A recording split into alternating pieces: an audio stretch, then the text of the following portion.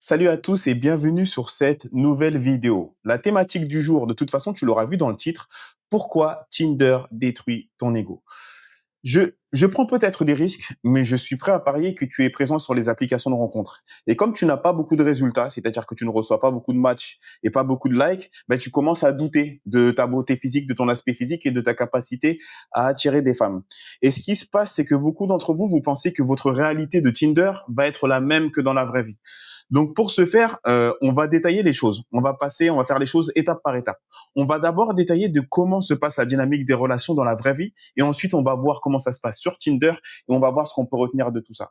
Donc pour ce faire, hop, pour les habitués de la chaîne, vous savez que j'aime les graphiques, et pour les nouveaux, bah, je vous montre mon intérêt pour les graphiques. Moi, j'adore ça parce que je suis une personne visuelle. Donc si tu es une personne visuelle, sache que tu vas te faire plaisir sur ma chaîne parce que j'ai énormément de graphiques.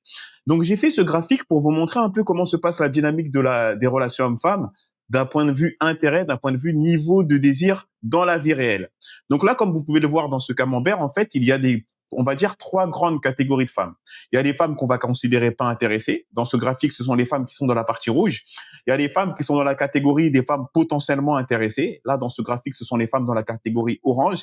Et il y a les femmes qui sont des femmes très intéressées ou des femmes intéressées. Là, on est dans la partie verte. D'accord? Donc, pas besoin de donner de pourcentage. Ça sert à rien. C'est pas si pertinent que ça. Mais ce qu'il faut comprendre, c'est qu'il y a ces trois catégories. Et en fait, ce qui se passe, c'est que toi, dans la vraie vie, lorsque tu vas aborder une femme et tu vas interagir avec une femme, les femmes, par exemple, qui sont dans la catégorie pas intéressées, lorsque tu vas les aborder, elles vont vite te montrer des signes de désintérêt. C'est-à-dire qu'elles vont te faire des réponses assez courtes, lorsque toi tu vas poser des questions, à aucun moment elles vont se délivrer. Tu pourras, c'est-à-dire que l'ennemi de la femme pas intéressée, c'est lorsque tu lui poses une question ouverte. Une question ouverte, c'est quand une personne en face de toi ne peut pas répondre par oui ou par non. C'est-à-dire qu'elle est obligée de développer sa réponse. Une femme qui n'est pas intéressée déteste ce genre de questions. Tu vas le voir dans son expression faciale, tu vas le voir dans sa façon d'agir, de se comporter. Elle va avoir une distance sociale qui va être beaucoup plus éloignée qu'une femme qui est intéressée. Donc les femmes pas intéressées, en fait, ça sert à rien de s'attarder dessus. Tu parles avec elle, tu crées ton approche, tu fais ton ouverture, peu importe le cercle social ou les différents univers de rencontre où tu l'as rencontrée. Tu vois vite qu'elle n'est pas intéressée parce que des réponses courtes, quand tu poses une question ouverte, elle est incapable de répondre ou elle a aucune envie de répondre. Et de toute façon, tu le vois sur son expression faciale. Là, tu te retires, tu passes à autre chose. Maintenant, il y a l'autre catégorie de femmes, ok, qui sont les femmes potentiellement intéressées. Déjà, les femmes pas intéressées, une réalité des hommes dans le marché de la séduction, c'est que je donne un chiffre au hasard, mais c'est plus ou moins ça. Peut-être 50% des femmes vont être dans cette catégorie-là. Et il faut l'accepter. Et ça, c'est le problème de pas mal de personnes qui n'osent pas aborder et qui ont la peur du rejet, ou des personnes dans l'univers de la red pill, c'est qu'ils pensent que toutes les femmes sont dans un extrême ou un autre. Et vous l'avez vu dans ce graphique, il y a aussi les femmes qui sont dans l'espace du peut-être, qui sont au milieu. Donc, tout ça pour te dire que lorsque tu es face à une femme qui n'est pas intéressée, c'est quelque chose de normal. Moi, je le vis tous les jours. C'est juste que mes compétences sociales, dans certains cas, peuvent faire que même le refus va être cordial, il va être élégant, il va être bienveillant. Mais les femmes, tu peux pas convaincre chaque femme d'être intéressée, ça fait partie du jeu. Donc, passons à la catégorie suivante, qui sont les femmes potentiellement intéressées. Ce qui se passe avec les femmes potentiellement intéressées, c'est que lorsque tu vas interagir avec elles vont pas tomber amoureuses de toi dès que tu vas leur dire bonjour, et elles vont pas être non plus sur leur garde à 100% dès que tu vas aller leur parler. À la différence de la femme pas intéressée, elle ne veut pas parler avec toi. La femme potentiellement intéressée, en fait, l'énergie qu'elle va dégager, si tu sais bien lire le langage social, les codes sociaux, c'est ah, j'ai besoin de te connaître davantage, ou j'ai besoin d'avoir un capital confiance plus élevé avant de me dévoiler, de peut-être répondre à ta question ouverte et de m'engager plus dans la conversation. Donc, avec les femmes qui sont potentiellement intéressées, en fait, c'est là où tes compétences sociales vont devoir opérer. C'est là que tu t'entraînes. Lorsque tu es face à des femmes potentiellement intéressées. Et ça va représenter une énorme catégorie, une énorme portion des femmes que tu vas rencontrer se situe dans la case des femmes potentiellement intéressées. Maintenant, on va aller sur la dernière catégorie qui sont les femmes très intéressées. C'est-à-dire que dès que tu vas les voir, de par ton physique, de par ton style vestimentaire, du peu d'informations qu'elle a sur toi, elle va te laisser avancer facilement dans les étapes de la séduction. Tu vas lui dire salut, tu vas lui faire ton accroche par rapport au contexte dans lequel tu l'abordes, et elle va être réceptive. Ah, salut, comment tu vas? Tu vas lui poser une question, elle va te répondre facilement et toi, sans que tu aies à gagner ce capital confiance. Donc ça, c'est les femmes intéressées. Et l'autre point, c'est lequel? C'est que dans les femmes intéressées, il y a des femmes qui ont un niveau d'intérêt super élevé. Et donc, ces femmes-là vont t'envoyer des signes d'intérêt. C'est-à-dire, tu marches dans la rue, elle va te regarder, certaines vont te regarder et sourire, ou il y aura différents signes d'intérêt qu'elles vont t'envoyer. Et ça représente seulement une minorité des femmes intéressées.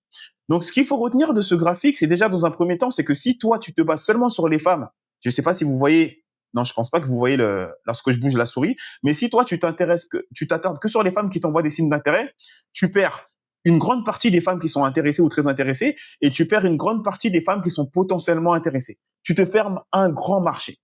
Donc, là, tu as bien compris la réalité de la vie réelle. Lorsque tu marches dans la vie de tous les jours, que tu vas à ton cours de salsa, que tu vas à la salle de sport, que tu prends les transports, que tu marches dans la rue, lorsque tu es face à une femme et tu commences à interagir avec elle, c'est ce graphique qui est en face de toi. Et toi, quelque part, en tant qu'homme, c'est peut-être de tatiller, de gratter un peu pour savoir dans quelle catégorie tu mets cette femme. C'est-à-dire, tu parles avec elle, tu fais ton accroche. Salut, je t'ai remarqué. Je voulais juste te dire que j'adore ton style vestimentaire et que je te trouvais très charmante. De par son expression faciale, le merci, comment elle va le recevoir, déjà, tu as une information. Si elle te dit, ah, merci, c'était gentil, etc., potentiellement intéressée. Peut-être que je peux gratter. Si elle est là, elle te regarde, comme ça, et hop, elle commence à partir en courant, femme pas intéressée. Ça n'arrivera quasiment jamais, mais tu as compris l'idée. Femme pas intéressée. Et c'est quand tu lui fais le compliment, elle arrive, ah merci, c'est super gentil, etc. On peut considérer qu'elle est dans la catégorie des femmes très intéressées. Maintenant, l'erreur qui se passe, c'est qu'un homme qui ne se crée pas d'opportunité de rencontre et qui n'aborde aucune femme, c'est comme si n'importe quelle femme que tu rencontres, elle se trouve dans la catégorie rouge, des femmes pas intéressées. Parce que la seule façon de savoir dans quelle catégorie la femme est, c'est qu'il faut interagir avec elle. Donc, tu vois bien l'importance de se créer des opportunités de rencontre. C'est que toi qui regardes cette vidéo, déjà, pour commencer, tu vis dans un monde où il y a des femmes potentiellement intéressées autour de toi.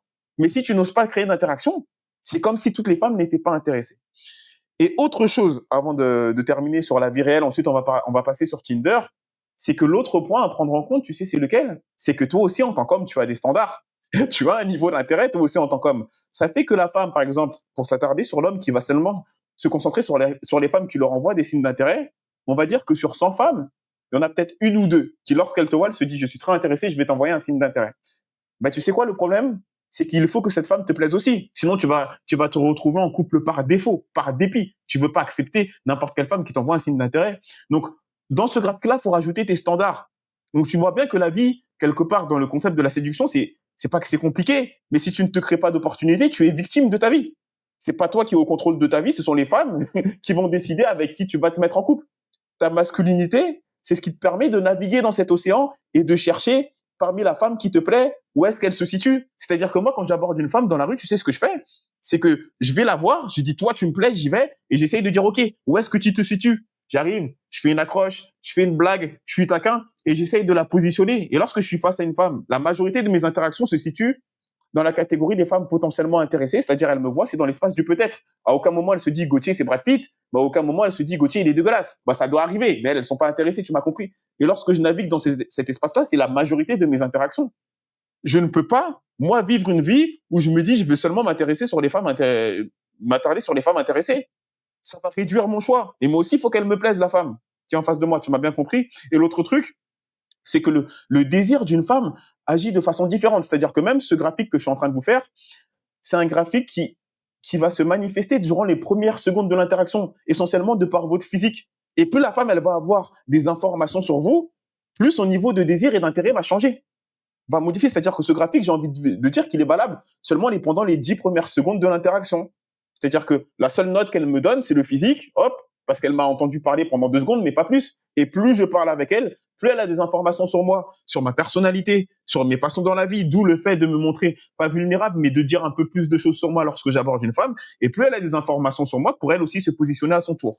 Donc, tu as bien compris, au final, le bilan, c'est lequel? C'est que si toi, tu n'abordes aucune femme, peu importe les femmes qui te regardent dans la rue, tant que toi, tu ne fais pas le premier pas, c'est comme si tu considérais que toutes les femmes n'étaient pas intéressées.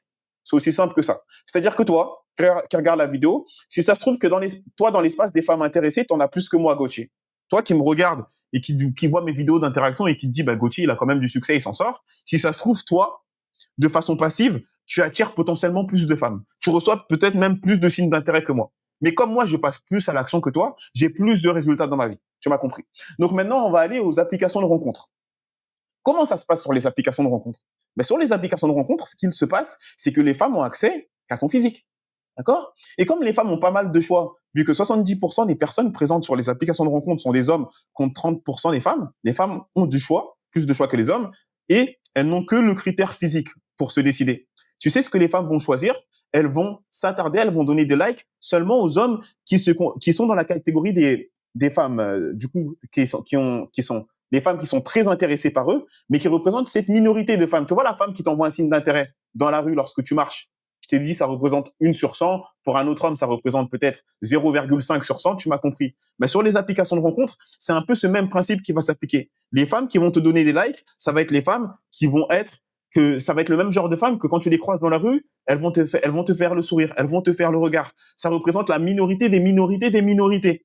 Sur les applications de rencontres, ces femmes-là vont te mettre des likes, vu qu'elles vont s'attarder que sur le top, sur le critère physique. Ça fait que toi, sur les applications de rencontres, en fait, la réalité que tu perçois, c'est laquelle? C'est que toi, tu as l'impression que tu ne séduis qu'à peu de femmes. Et moi, l'équivalent, ça serait que quand je marche dans la rue et que je vois aucune femme qui me fait un grand sourire et qui me dit Gauthier, t'es beau, ça veut dire que je peux plaire potentiellement à aucune femme. Alors que c'est clairement faux. Mais toi, le fait que tu vois ça sur Tinder et tu vois ton peu de résultats, tu penses que tu peux plaire à aucune femme dans la vraie vie. Alors que dans la vraie vie, il y a des femmes qui sont intéressées. Mais c'est juste qu'elles n'envoient pas de signes d'intérêt. Et parfois, elles te les envoient, tu ne les vois même pas, les signes d'intérêt. Donc là où je voulais en venir, en fait, dans cette vidéo, est-ce que j'arrive à la fin? J'en sais rien. Parce que moi, j'aime bien faire des freestyles et parler. Donc, il se peut qu'il y ait encore 10 minutes qui arrivent. C'est que toi qui es sur les applications de rencontres, je veux que tu saches que ce que tu es en train de vivre sur les applications de rencontres, ce n'est pas la vraie vie. Sur la vraie vie est faite de plein d'opportunités et de plein de nuances. Sur les applications de rencontres, il n'y a pas de nuances. C'est-à-dire que sur les applications de rencontres, si on doit mettre le graphique là que je suis en train de te montrer dans les applications de rencontres, c'est comme si c'était les femmes très intéressées, la petite partie où il y a marqué envoie des signes d'intérêt. C'est que ces femmes-là qui vont te mettre des likes. Et en plus, tu sais quoi? Dans ces femmes-là, toi, il faut qu'il y en ait une qui te plaise. C'est jouer à la loterie. Moi, je marche dans la rue, il y a peut-être une femme sur 100 qui me regarde avec des yeux doux. Et en plus, cette femme-là, il faut qu'il me plaise. Et je vais être transparent avec toi, la plupart du temps, la plupart des fois où ça m'arrive, c'est pas des femmes qui me plaisent, qui me regardent comme ça. Donc moi, quand je vais sur les applications de rencontres, et si je mise toute ma stratégie là-dessus, eh ben, c'est laisser mon destin amoureux, mon avenir amoureux dans les mains de l'algorithme de Tinder. Je ne peux pas m'en sortir. Et lorsque j'ai la chance d'avoir une femme qui m'envoie le signe d'intérêt, donc qui me met le like, en plus, il faut qu'elle me plaise. Tu vois à quel point tu te limites et au final, tes résultats, j'ai envie de te dire que d'un point de vue rationnel, c'est totalement logique.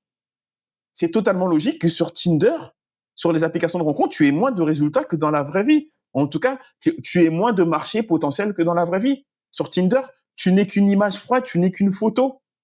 Donc forcément, les femmes vont choisir le top du top du top. Et même lorsque tu as un match, il y a encore une catégorie, c'est-à-dire que une femme, je dis une bêtise, mais tu vas comprendre l'idée, une fois sur deux, quand elle ne soit pas droite, elle a un match. Donc forcément, quand elle a un match, elle va se retrouver dans la journée avec 10 matchs d'hommes qui peuvent potentiellement lui plaire. Et même sur ces matchs-là, elle va encore faire un tri. Il y a encore trop d'options. Donc, elle va prendre le meilleur des meilleurs des meilleurs. Donc, elle va prendre les meilleurs des meilleurs des meilleurs dans la catégorie de envoi des signes d'intérêt. C'est compliqué, ton histoire. Donc, là, on arrive à la fin de la vidéo. Donc, conclusion, c'est quoi? C'est que si toi, tu n'as pas de résultat sur Tinder, ça ne définit pas ta réalité, ça ne définit pas ta valeur en tant qu'homme. Parce que la vie n'est pas binaire. C'est pas noir ou blanc. Il y a plein de nuances de gris dans lesquelles tu peux naviguer, dans lesquelles tu peux séduire. Mais oui, ça demande de l'audace. Oui, ça demande des compétences sociales.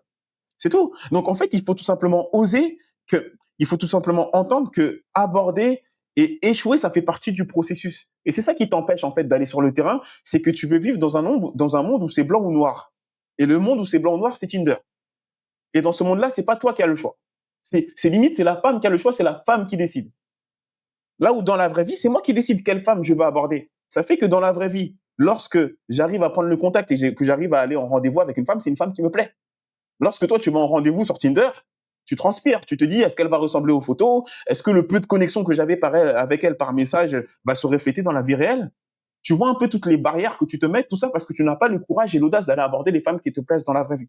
Donc, tu vois bien, conclusion de la vidéo, là, cette fois-ci, je te promets, c'est la vraie conclusion, c'est que le fait d'aborder va t'ouvrir énormément de portes et que Tinder détruit ton ego. Parce que tu penses que les résultats que tu as sur Tinder sont les mêmes que dans la vraie vie. Alors que dans la vraie vie, il y a des femmes qui sont intéressées, qui t'auraient pas donné l'heure sur Tinder. Parce que sur Tinder, elles veulent le top du top du top. Et lorsqu'elle a le match avec le top, et parmi tous les matchs qu'elle a, elle veut le top du top du top du top. Dans la vraie vie, tu as bien vu que dans les femmes intéressées, il y en a plein. Dans les femmes potentiellement intéressées, il y en a encore plus que plein. Maintenant, ce qu'il te faut, c'est de l'audace, du courage et des compétences sociales. Et si tu veux travailler ça avec moi, ben, je t'invite à faire un petit tour dans le lien qui se situe dans la description, où on va voir ensemble comment améliorer ta stratégie de rencontre et te faire enfin avoir des résultats avec les femmes, des résultats concrets. pas naviguer dans l'espace de Tinder, dans l'espace de perdre ce pouvoir masculin, de perdre ce choix que tu as en tant qu'homme. La sélection, la passivité dans la séduction, c'est de la féminité. C'est les femmes qui sélectionnent parmi les options qu'elles ont. Toi, tu dois te créer des opportunités. C'est ça la masculinité. Tu dois être actif. Donc, si tu veux être enfin actif dans ta stratégie de rencontre et enfin quitter le célibat, va faire un tour dans la description et on se réserve un appel et on voit ensemble ce qu'on peut faire. Donc, c'est tout pour moi. Dis-moi dans les commentaires si tu aimes ce genre de format de vidéo où je viens avec des graphiques parce que je compte faire ce format de vidéo beaucoup plus souvent et pour moi, c'est beaucoup plus facile à faire. D'accord? Donc, lien dans la description pour ceux qui veulent aller plus loin et qui veulent enfin changer leur vie amoureuse et je vous dis à très bientôt pour la prochaine vidéo. Ciao, ciao.